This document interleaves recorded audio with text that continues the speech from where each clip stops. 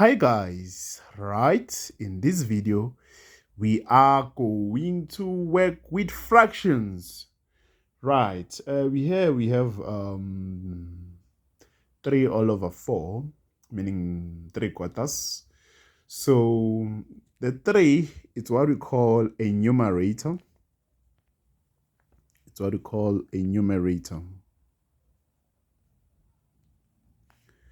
Then 4 is what we call a denominator.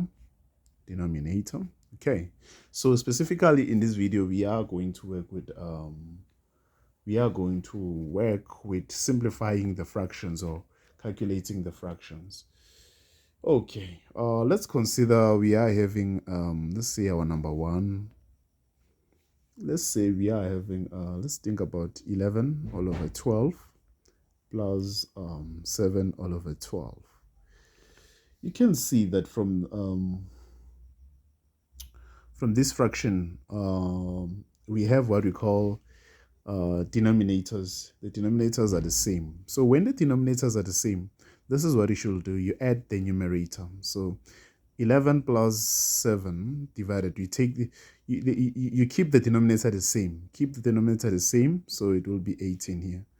It will be 12. Sorry for that. It will be 12 equated to 11 plus 7, that would be 18 divided by 12. You are not done. You are not done. What is 18 divided by 12? Let's divide 18 by 6. Let's divide 18 by 6. If we can divide 18 by 6, we want to write it in the simplest form. So try to divide it by, start by 3 and check, but 6 fits perfectly here. If we say 18 divided by 6, if we say 18 divided by 6, this is what we get. We get 3. Then if we have 12 divided by 6, we get 2. So in other words, we are having 3 all over 2. So if we had to leave it in a mixed fraction, it will be, keep the denominator as 2, then we'll have 1 here. So for us to get to, let's see, 1 times 2 is 2. So we need 1 here. So it's going to be 1.5 if you have to leave it in a fraction, right? So first thing first, think the denominators are the same. Then you add the numerator. Lastly, you simplify the fraction. So these are the steps that I can advise you to do. First thing I said, add the denominators and add the denominators are the same, and add the numerator, simplify the fraction. I hope guys are writing those steps. So think and do actually. Okay. In this video we are adding and right, we are adding fraction actually. We are specifically adding fractions. So what about, let's say when the denominators are not the same. So in this video I'm looking at two different problems. Let's say when the denominators are not the same. You're having 3 all over 2 plus 3 all over 4. What is interesting is that in an MIP 1501 exam, they will always ask you about fractions. Even in your assignment, you can check there are fractions. They always ask you about fractions, guys. So okay, remember here we're supposed to calculate 3 all over 2 plus 3 all over 4. First thing first, I must think of make the denominators the same. We need to make the denominators the same. So we are going to look at a fraction that is equivalent to 3 all over 2. What I'm thinking, if I can multiply 3 by 2, I get 6. If I can multiply 2 times 2, I get 4. So in other words, 6 all over 4 is equals to 3 all over 2. So it will fit perfectly. In other words, you can just say 6 all over 4 here. So we also have to think, let's think about the other fraction. So okay, let's think about the other fraction. We have 3 all over 4. What can we see now? We now have the same denominator. First thing, make the denominators the same. We can see that 3 all over 2 is equivalent to 6 all over 4. right, is equivalent to 6 all over 4.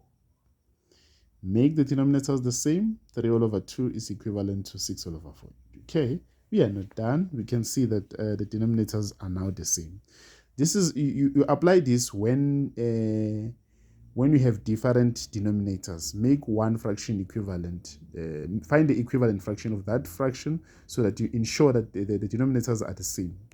So from here, remember what you do. Keep the denominator the same. And we add the numerator. When the denominators are the same, add the what? Add the numerator. Then you have 6 plus 3. What is 6 plus 3? 6 plus 3, that's 9. So you have 9 all over 4. So from here, we are not done. Are we done? Let's see. 9 all over 4. Okay. So from here, if we were to write our 9 all over 4 in a mixed fraction, another thing that we can be smarter here, or we could just write it like this.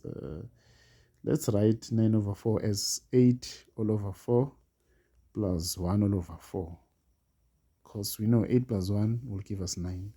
So when we write it in this manner, what can we deduce from this? We could just say 8 all over 4, which is 2. So we have 2 plus 1 all over 4.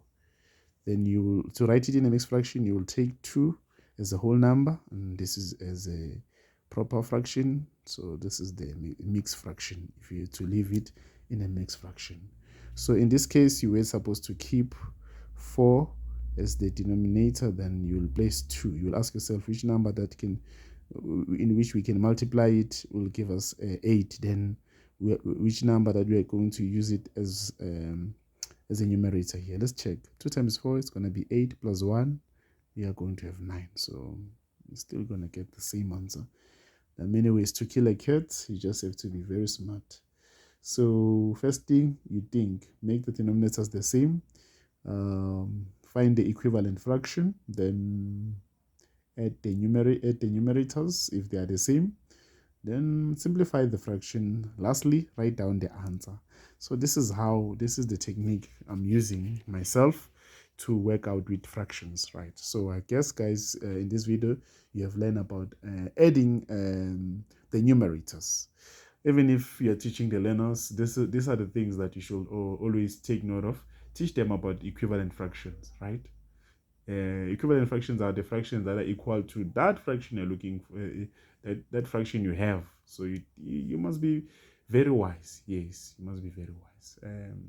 Hope you find this video useful. If you're new to this video, if you're new to this channel, what are you waiting for? Let's do the right thing. Let's subscribe. And remember, guys, we love you.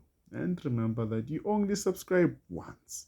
Share the link. Let's grow this channel as we keep learning, guys. So in our next video, we are going to talk about subtracting fraction with the same denominator and subtracting fractions with different denominators. Right.